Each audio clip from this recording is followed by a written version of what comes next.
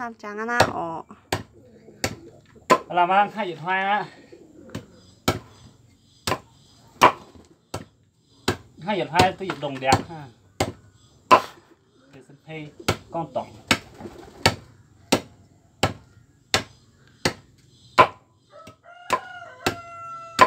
thì hoàng qua chủ tại đâu bao nhiêu che tại quần hả sợ chơi quần Chơi quần tại sẽ khu này dưa họ mới nặng cùn.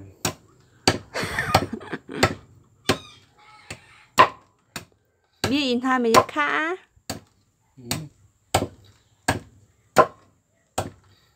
hay chơi điện thoại họ nhưng mà khán đó tệ là đâu.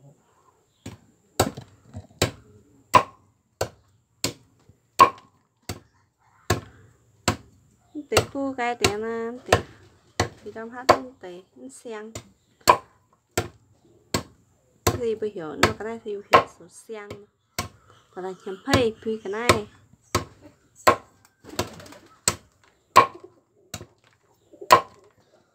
Ô thứ tí nha kha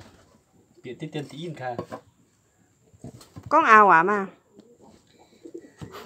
bằng bữa miền mùa ồ nên tệ thế sẽ đó vừa căn cả chế chơi quả hiểu dấu tiêu cây hết đằng nó phải sẽ cây cỏ máu này bữa im miền quả hiểu dấu tiêu cản giam hê nên tiêu này tiêu nó sẽ diệt tiêu bia bia tây nhất sẽ bữa miền mùa tàu miền xí miền bữa dùng được cùng hóa quá nó mới làm được khác nên thao chơi hát tàu miền mùa bữa giam mắc cào nó phải sẽ bữa nó này thao chơi hát tàu bữa miền trẻ như miền sẽ bươn nó này miền cải như miền bươn nóng tiêu này sau điều nó lại mày tham tiêu lại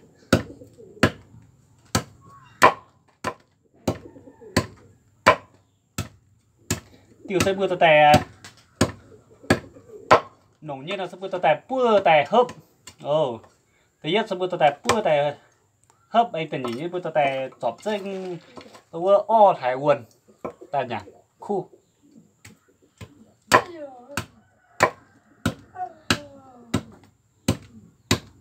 cái chắn tiêu này mới nặng mày á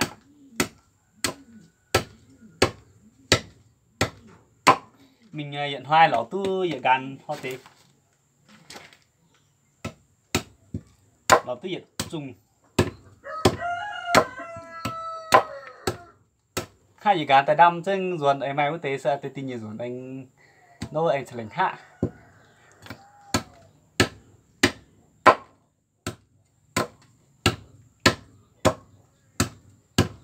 nó là mặc cái chúng mà con nào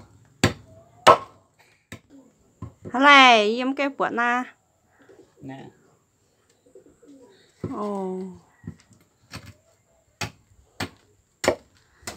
kinh hăng giam có nè mưa mảng về hiện hai liều sơn này sẽ chua tàng sẽ giam sẽ xuất tàng vào nè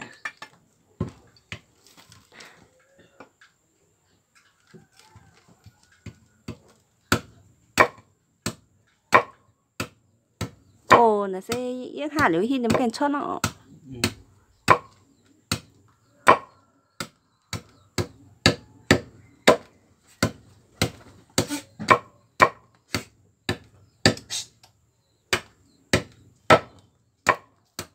thế sẽ mình xin miền dùng được quá sẽ nấu sẽ hơn tải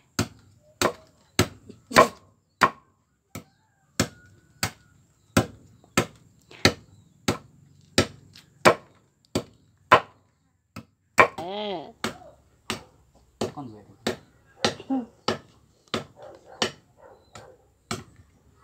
nó sẽ hả những trống á như trống thế này như trống là sẽ hiểu đâu sầm quay mà nó là thập buổi miền bắc họ hỗn hai đúng không nó mà tới sẽ miền trống tháo tao sẽ anh hiểu miền thành trống và họ cái quan là tu hậu chua bé小hậu chua bé mình làm từ nhô cái tu xong giờ thì nó sẽ xuống tiền phát mà giờ từ hứa mày hàng xuống bò chúng ta tu bò nó sẽ chua bánh phải chua hạt bánh á biến đâu bung bung tại chỗ mà bung sẽ trồng quẻ mà nó bữa biến tại mà tí tiền khá dữ dưới rồi lo nè biến tại mà biến tại dưới tại nè nè họ mà rồi nè trồng một cái giá giả châu giờ nó còn cái chân hạt giống rồi nè mà hạt trồng trồng 2 tấn nó cái chân nó như màu ha tôi kho tôi sống dạo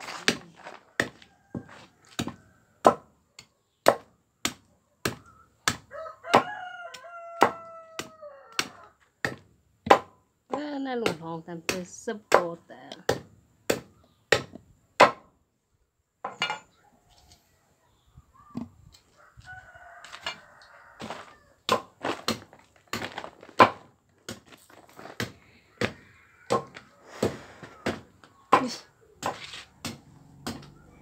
qua mãi như như nó hiệu giống tốt rồi nó tấn á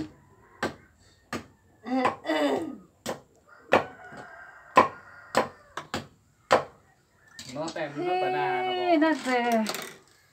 quải mà nó dầu đảo dầu cô dầu dạo anh cũng ta sẽ sống tấn hạt thịt mình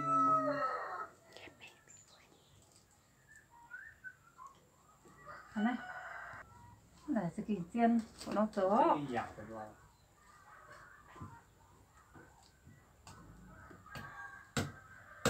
chả gì về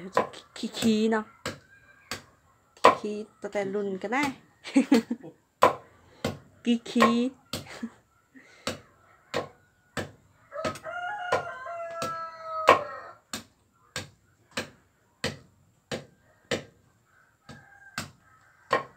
là chơi rồi mà tuồng đấy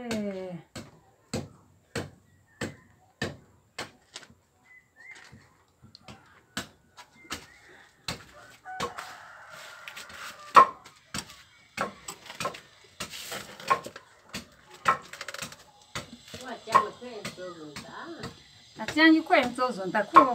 不压摇nha那个anh đó nó hợp làm thịt cho ta mới giàu thì anh bung tại anh luôn mất bẩn nè mà mình sẽ cần mất gì đau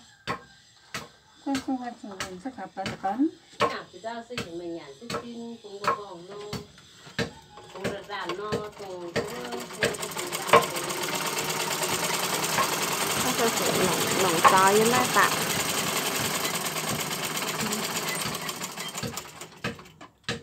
mà còn tại mất bẩn à xử lại có nè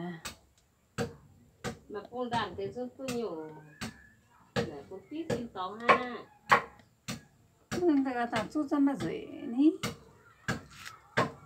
em bất tôi em của hấp bung chân nét thế của tại xe hiểu rồi chiêu mà quần sẽ nhỏ năm trước pha mấy quần sẽ nhỏ tôi làm chiêu nha quần nó sẽ nhỏ đâu quẹo năm trước quần sẽ nhỏ sâm quay mà sâm quay nhìn nó phạm sinh mà anh té ít bữa quần á cái nó sẽ chủ nó giật giao quần mà giật quần y quần bua quần pe quần piao quần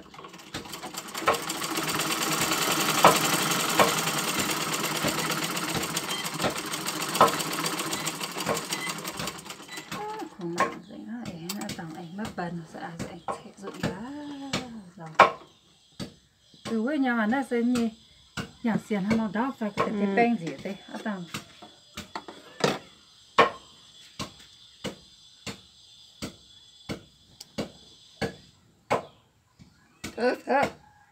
biết ta cả bắn ọ dẫn mình điện hai cũng bắt tụ y tế hồ nó sẽ kì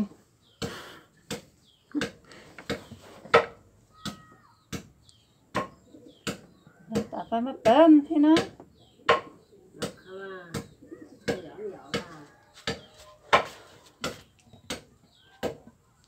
ồ gì giúp bắn tạm pe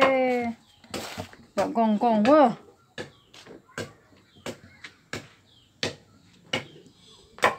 nè. Ê, khi ra tụi anh đáp rõ. Cái sao tụi anh đáp cho mà.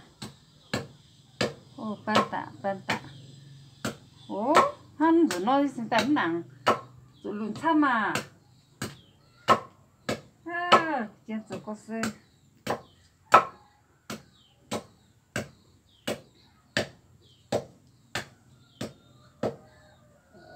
con thợ sản nhang đi các bạn, ta sản nhang xí.